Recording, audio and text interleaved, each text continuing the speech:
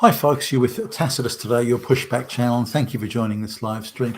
In this essay, I'd like to talk about inflation, not just inflation of gasoline prices or petroleum prices, but inflation across the board. I think we've all noticed it, beginning with the COVID lockdowns and the disruption to supply chains, things of that nature.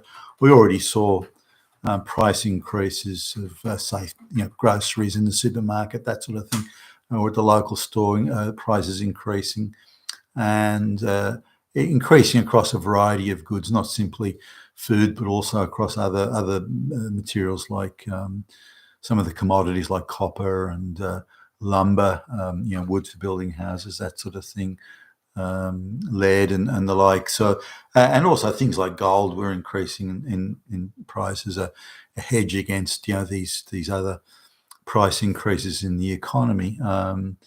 Now, if we look at the last say between 1970 and last year, the cost of or the rate of inflation has been far greater than the cost of living. Now, inflation has been patchy in different areas. In consumer goods, for example, say consumer electronics is a case in point, prices have fallen relative to wages. For example, televisions now and things like that. And I remember when I bought my very first computer, it cost me nearly $6,000. Now, that same computer today, or a computer that's infinitely more powerful than that today, I can buy for $500. So, there's been a huge reduction in those sort of prices. So with discretional and optional consumer goods, then the price has fallen relative to wages. But with all the essentials of life, housing, energy, water, food, all this sort of thing, prices have increased. Now, similarly, there's a range of consumer goods where prices have fallen relative to wages, but where the quality of the product is much less. I've mentioned this before, but I was going through my attic, clearing out some stuff, and I found a T-shirt that I bought just a kid in 1980, and the quality of the fabric and the stitching is just way beyond anything you see today. Now, the cost of that, I remember buying it, the cost of it relative to wages today, say buying a T-shirt today of a comparable sort of thing, it's a little bit cheap, not much, maybe 10 to 15% cheaper in purchasing power terms, but the quality is vastly different. I'm lucky if the T-shirt will last a couple of summers, like a few times in the wash, is starting to fade, the fabric's coming apart, that sort of thing, stitching's coming undone. It's a low quality fabric, piss poor stitching, the dye is cheap and shitty, whereas the other T-shirt, it's the T-shirt bought in 1980, which is made in the United States, by the way, is just far higher quality. And just give it a run in the washing machine, and it looks brand new. It looks like the day I bought it, for goodness sakes. And the fucking thing's a million years old. So there's been shifts in quality as well that need to be taken in consideration when you're looking at the cost of living and the relative purchasing power. But with all the things you must have, you got to eat, you got to have shelter, and all that sort of thing, things you must have, they've increased at price at more than 3 times the rate of wages. So this is a huge disparity here. Now, these assets that deliver the energy and the water and the home ownership, these sort of things, these are disproportionately owned by big finance. Big finance is disproportionately influenced by the globalist project. So you can see the globalists sort of play on that side. They've taken over everything that we must have. Now, in terms of the optional things, you can do without a television, probably not a computer, but you can do without a television. There are lots of consumer goods you can do without, discretionary consumer goods, or you can repair things, make them last longer, that sort of stuff. You don't have to have the latest and the greatest. Some people do, but assuming you don't, then the cost or the purchasing power cost in owning or acquiring those sort of consumer goods has declined. But most of that, certainly 90% of that manufacturing is now done in developing countries, such as China or Vietnam, India, and so on, where the average wages are far, far less. So the West has transitioned from a manufacturing economy, which they all were, to a services economy. Now, the trouble with being in a services economy is productivity is much, much harder to achieve in a services economy than it is in a manufacturing economy. In a manufacturing economy, you can find new ways of manufacturing it, streamlined production, better layout of all the equipment in the factory, and better designs, and so on and so forth.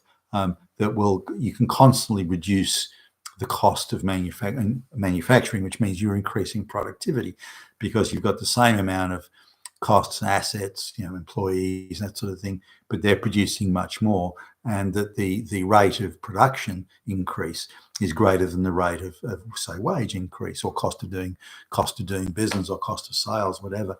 So that the productivity in a manufacturing environment can always be improved. And the last resort is you reduce the amount of workers, for example, or you cut a shift out and that sort of thing. But you can always do something of productivity. In a services economy, it's much different. You can't do that. There are just way too many variables in a service economy. So you don't know, is it going to rain tomorrow and there'll be fewer customers coming in, for example, or you don't know when the phone's going to ring with people who require the service that the business delivers. So services businesses are very hard to increase productivity. I mean, for example, there's a fast food outlet along the highway. They get plenty of trucks going by. Sometimes the trucks are late, buses, or sometimes the buses are late, and sometimes they've got 20 people in them. Sometimes they've got 100 people in them, and so staff still have to be on standby, ready to serve up to 100 staff. But if only 20 turn up, then it's been a very unproductive day in terms of the employees you've had to have on standby. Now, the various workarounds like that coming in the gig economy, and we're seeing situations in Australia now where employees can turn up for work and just be told, "No, don't need you. I needed you half an hour ago, but it's gone quiet, so go home." Things that would have been unthinkable a few years ago, but because of the COVID thing, they're now, I wouldn't say permissible, but they go on. So and then of course these same businesses complain that they can't find employees because people won't put up with it. So they go to the government and say, "All right, well, can you bring in peasants from some third world shithole?" And they will put up with being treated like that, and so we'll use them. So you can see the decline in standards sort of all around from there. But coming to the issue of inflation. Inflation it's looked at differently today than it was, say, for example, in 1970.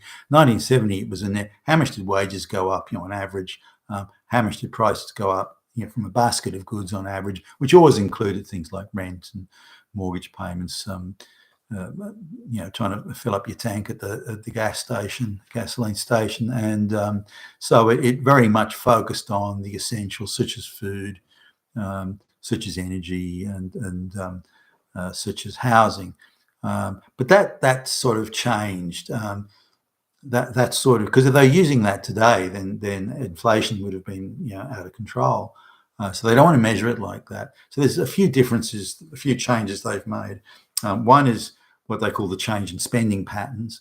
So if a price goes up on, and I've used this example before in other videos, if the price goes up in, for example, beef, what the statisticians, the inflation statisticians, which increasingly look more like propagandists than statisticians, by the way, they say, okay, well, because the price of beef went up, but the price of pork did not go up, what people will do, they'll stop buying beef and they'll buy pork instead. This is the assumption they make, okay? So therefore, they can declare the price increase in beef is not inflationary. So they can record inflation of 0, even though the price of beef may have gone up 20%. But the following month, or the following measurement sort of period, if the price of pork goes up, but the price of beef does not go up, price of beef went up in the previous measuring period, the price of pork goes up 20% in the current measuring period, then they blithely declare, well, that's not inflation because people will now buy beef. And beef didn't go up in this price of beef didn't go up in this period. Therefore, inflation did not occur. Inflation is yet again zero. But of course, over the 2 months, both beef and pork went up. So they clearly are inflationary. But that's the 5-card trick, the bullshit scam they used to say that price increases are not inflationary. For example, they'll say, well, the price of houses did go up, but the proportion of equity in the house meant that anyone who owned a home would have got increased equity, and therefore that offsets the increase in the mortgage payments or the house price. Now this is playing fast and loose, but this is what they do now. For example, if share prices go up, then what they're saying is, well, no, the share prices actually haven't gone up really because the proportion of equity from the people who hold shares, whether it be sovereign wealth funds or anything else, they retirement funds, that sort of thing, because the proportion of ownership went up in proportion to the price, then really that's not inflationary because people have more of in proportion, more of that price increase in their pockets in terms of their asset. So their ownership of assets, when the price inflates, housing, share market, that sort of thing, they're saying, well, that increase of price is actually an increase in equity, not an inflationary increase. Now, this is just bullshit, but that's the statistical modeling that they're using now. So you can see where that's going. So when interest rates were reduced to zero, following the financial crisis, 2008, 2009, around there, because interest rates reduced or sharply reduced and thence to zero, then what occurred was that free money, in terms of cost of paying it, that free money went into housing and went into the share market. So ridiculously inflating prices well beyond any intrinsic value. So that's going to have to sort of come back to earth at some point. Now, this is the second area where inflation is being dealt with differently, and how it's being measured is the productivity of capital, that's investment, versus the productivity of output, which is a factory making widgets. Now, because a lot of the factories have gone offshore and most of the businesses now, or many more businesses, are services, then the services business, such as finance, for example, is measuring now productivity of capital. So if they invest money in housing in the share market, and the housing market and the share market could go up because of an overinvestment and because of lack of competition there, then they're saying that is increasing the productivity of capital and is not inflationary at the same time, is the argument, which is, of course, a travesty of common sense. I mean, it's arrant nonsense to say that, but that's the path they go down there. It's very much in the global sort of 101. So having a look at inflation generally, if prices increase and productivity also increases, then inflation is actually quite small. If you spend your money on roads and bridges, things like that, there's a small one-off inflationary hit, but otherwise that's not inflationary. The bridge and the road gets used by a lot of people, and so it's not like a consumer good or the same inflationary effect of having consumer goods.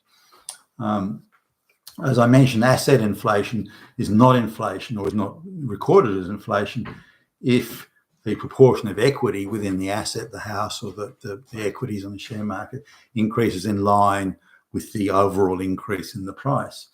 And theoretically, product price increases are not inflationary if the company share price increases at a faster rate than the product prices do.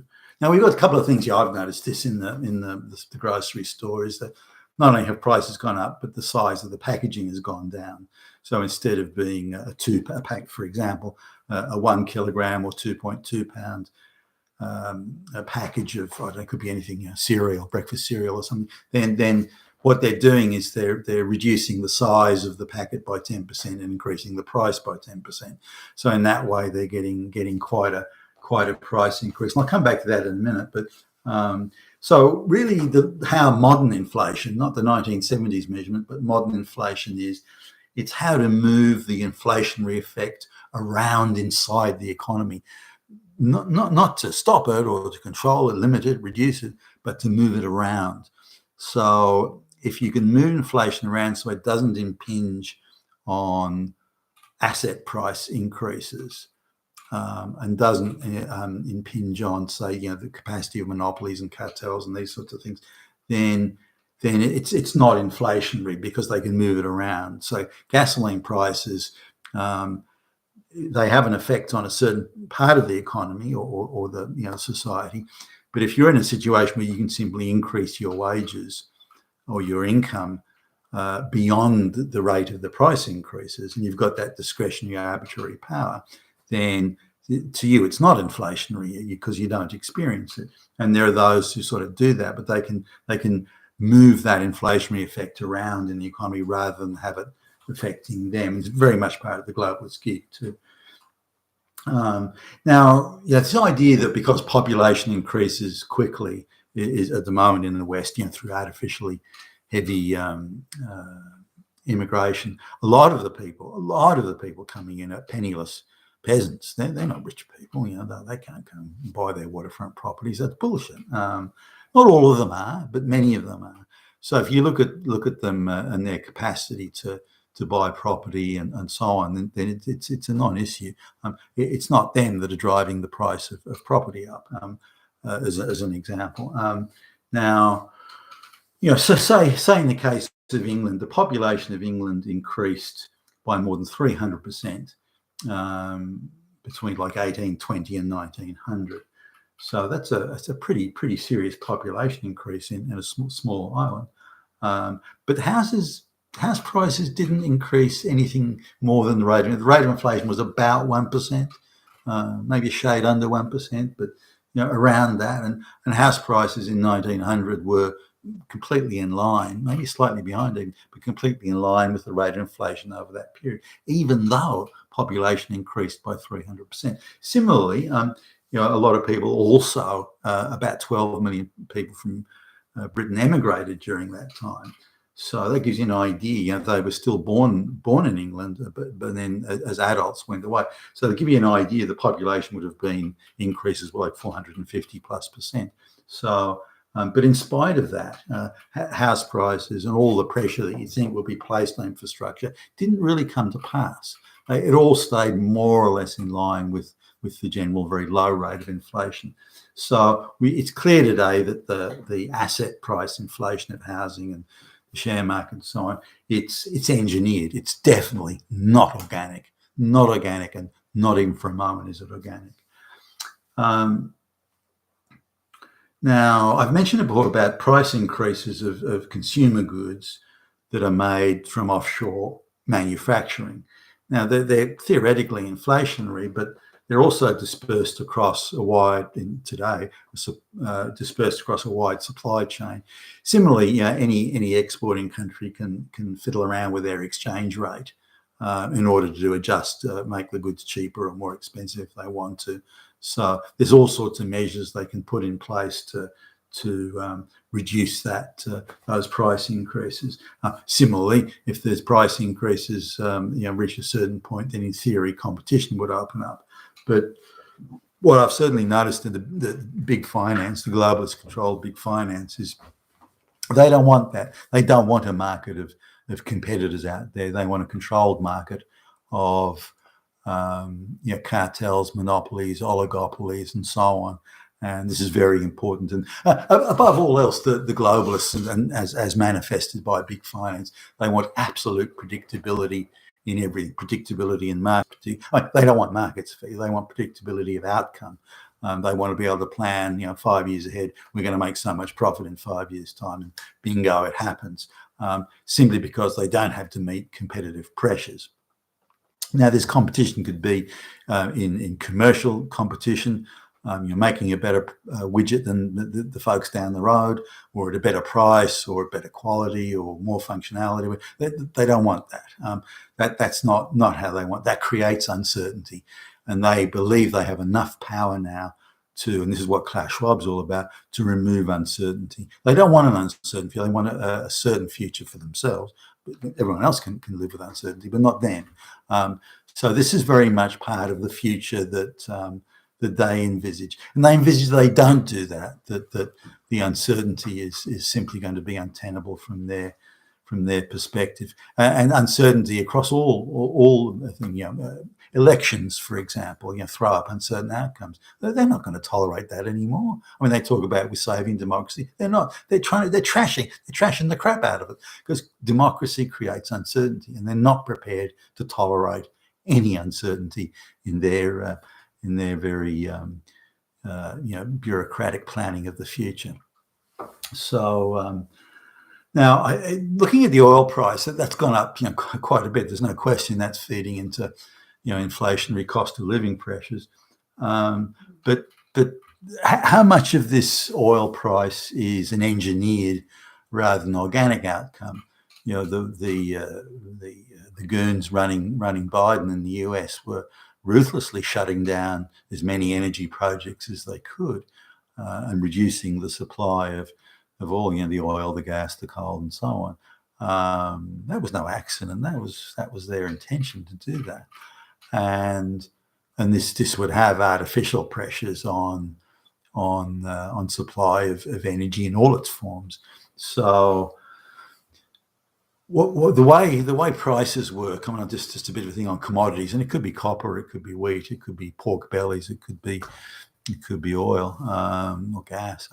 The way it's sold on the market is something called futures contracts, where the big financial end of town, again, globalist controlled,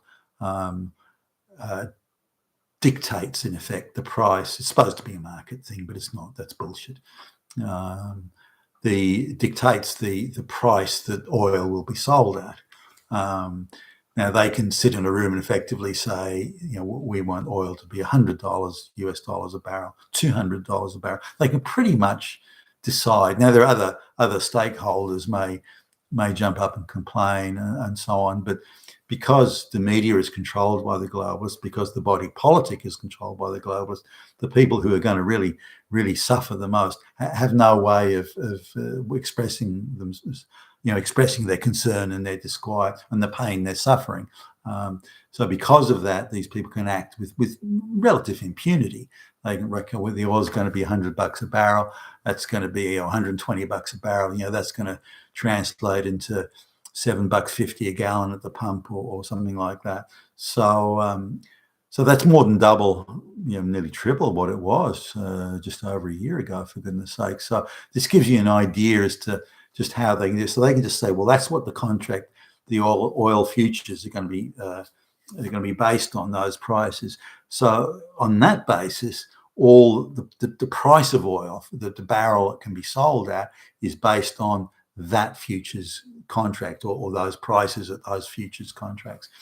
So the big end of town is effectively saying, this is what we say the price of oil can be, and they can, as I say, do what they want on that. And because they're all up each other's ass, they're able to do that again with impunity and just effectively rig the whole thing. So the organic nature of oil prices is vastly different, or would be, and is vastly different from the manufactured rigged oil price that the globalist financial houses are putting together. So now also business, particularly the larger businesses who've got good cash flows and good monopolies and cozy government contracts, the price of the oil price increase is a tax deduction. It's not for Joe Schmo who's driving to work in the morning, who hasn't got access to good quality public transport and that sort of stuff. There are places in some of the outer burbs where you get one bus at 8 o'clock in the morning, for example, and you don't get another one till 10. So if you miss the 8 o'clock bus, you've got a problem. You've got to drive. So a car is essential at some of these places, and they got to drive, and they're they may be looking from $40 a week in gasoline, they're up now around 125 bucks a week. Now, if you're on an ordinary wage, that's a heavy hit to take, and that has to come out of somewhere. So maybe you're going to have to eat cheap, something to get by. Now, in terms of the globalists sort of planning the future and so on, and they are your monopolies and cartels and oligopolies and this sort of stuff. They're just how the globalists want it, because it gives, again, as I mentioned earlier, it gives them this predictability that they want. They can go, and I meet some of these execs, by the way, and they're fucking useless. They couldn't compete or come up with the original idea or understand what it's like to get in the trenches to produce a better product, to get better training for staff, better quality staff doing a better job. All these sorts of things. They've got no idea, none at all. But they can tell you, how many black lesbians they hired today, and black lesbian dwarfs, this sort of thing. But they can't commercially talk about the business. Now, any market that threatens this guaranteed outcome or this demand for zero uncertainty, the doctrine of zero uncertainty, won't be permitted to operate. And it could be the political market of elections or political market of ideas or the labour market. It just won't be allowed. So that's a bit of a sort of an overview going through various facets of what constitutes inflation and how it's measured and what it means. And hopefully that'll add some understanding to the whole thing for you. I would look forward to your comments below, and if you've got any questions, please post them. I'm happy to respond. You've been with Tacitus today, your Pushback channel, and thank you for listening.